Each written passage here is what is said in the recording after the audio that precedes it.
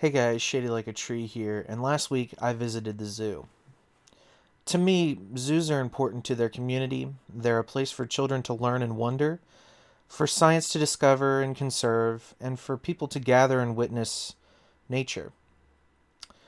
One of the things that always stands out to me when I visit to the zoo is I'm reminded of the first time that I visited the zoo with my girlfriend, and it was one of our first dates.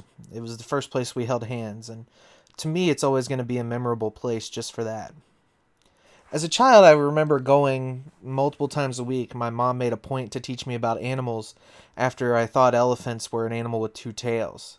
And from then on, every week, we'd pick an animal, we'd learn about it, we'd see it first, learn about it, and then at the end of the week, I'd know enough that I could practically teach a course on it.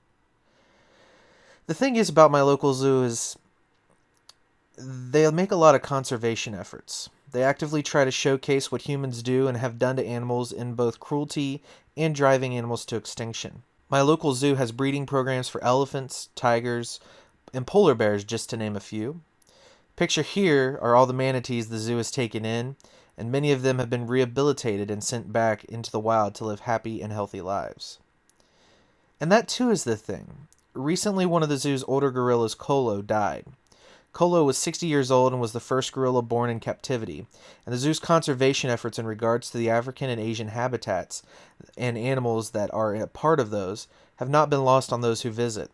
Kolo's death has touched a lot of people who have signed a poster and left items to kind of commemorate Kolo's life.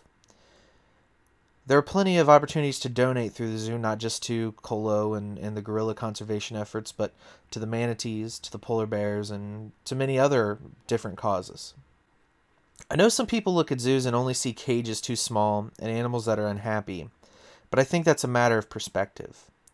To me, I see animals that live free from fear.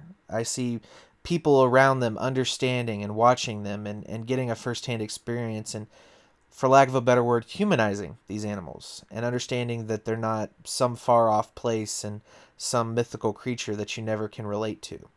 Because that's how we make change, is we relate to things.